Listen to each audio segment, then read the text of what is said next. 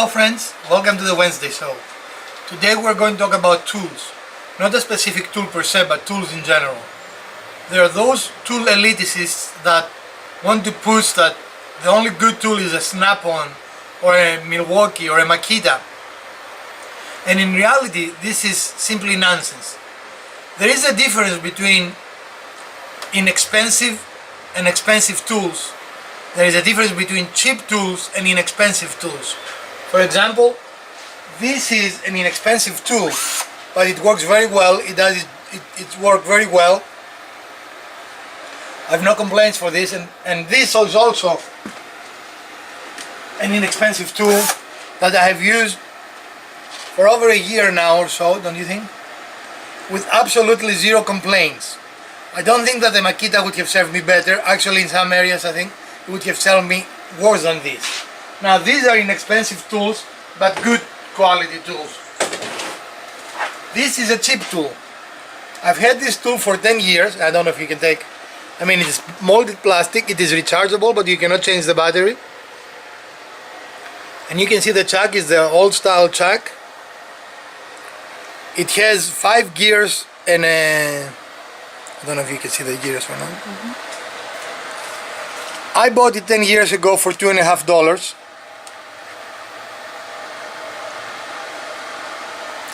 And guess what?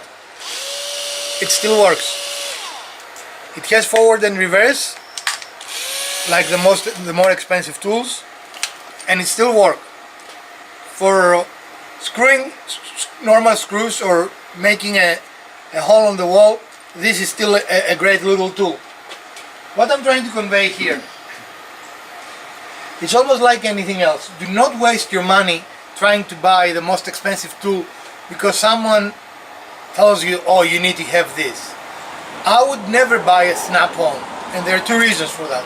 First of all, to buy something the equivalent of this in a Snap-on, you will pay $500 or $600. That is simply ludicrous.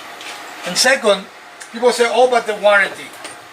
Where are you going to find a Snap-on truck to do your warranty? Professional mechanics have the truck soaring once a month and they can make the exchange. But for the average do-it-yourselfer or a person that buy tools for themselves but they're not professional, I've never seen a Snap-on truck in my neighborhood. So they don't exist, and you cannot actually do anything with Snap-on directly online. I've actually attempted this experiment.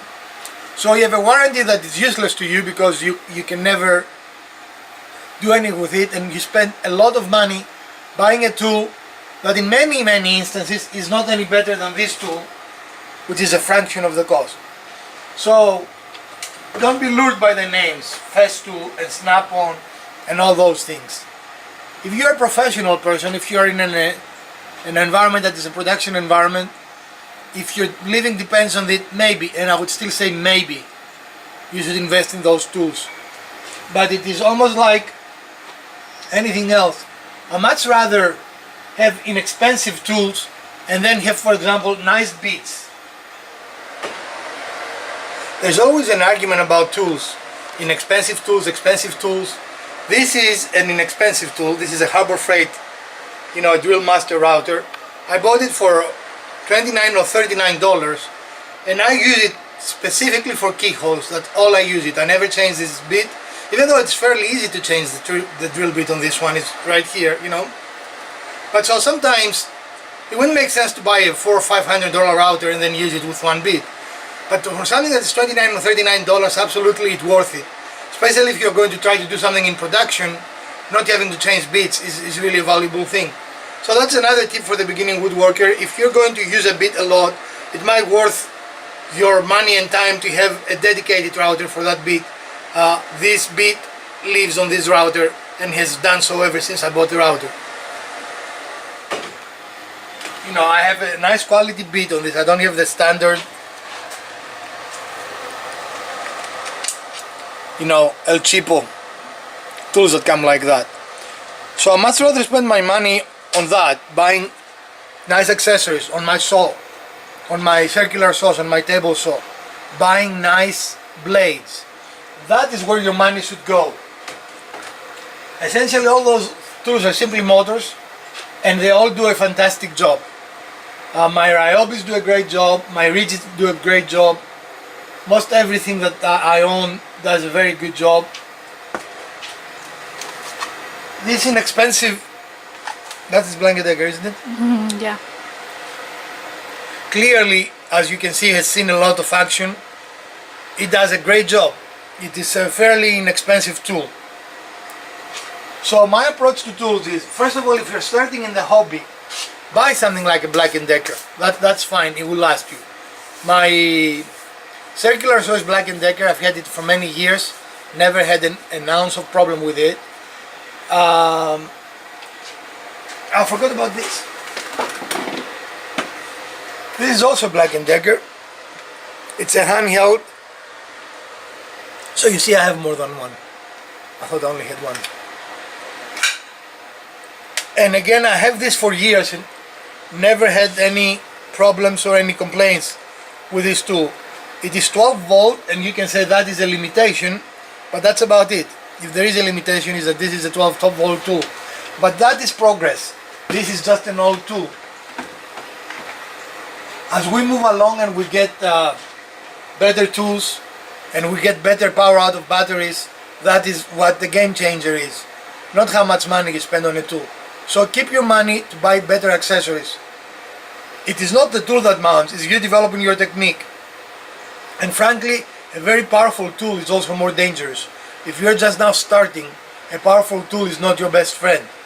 It's better off to start with a less powerful tool, not spend a lot of money in case you end up not liking the craft, and also it will help you better understand and appreciate and use the tools. I'm also a pilot. All pilots, no matter what aircraft you fly, we start flying the same airplane. We start flying airplanes that are very simple. And the reason for that is that simple tools teach you the craft better than complex tools. So in this little video, this is not a tool comparison, even though it seems like this. I don't think that anyone has ever heard of Craft Tech. I don't think after I bought this, I've ever seen this. Have you ever seen this brand? But again, 10 years afterwards, it still charges, it still works. So keep your money. Find the tools that will do the job. Any tool will do. And I would say buy a nice entry-level circular saw to start. Have some good manual tools like a good set of screwdrivers. Things of this nature. I mean, I have yet to have an electrical tool fail for any other reason than me abusing it.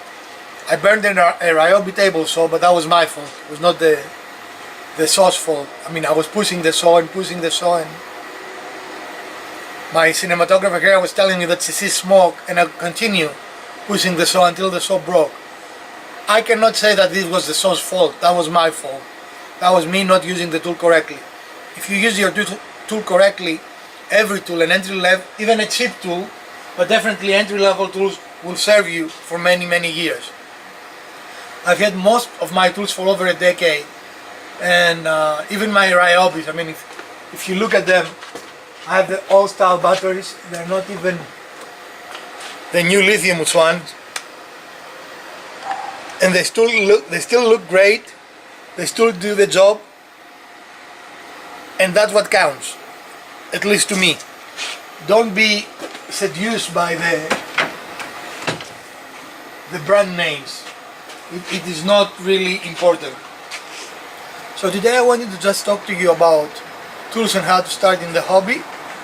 A little more of like a vlogging kind of Wednesday show versus like definitely not a build. We don't build on Wednesdays.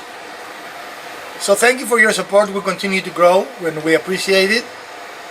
I hope you did like this short video, and if you do, you know what to do. If you didn't, we're going to return on Wednesdays with comparisons and test tools and things of this nature, and we're going to visit again on Sunday with some form of a build. And this is the Garage Woodworker signing out, and I hope you have a great week.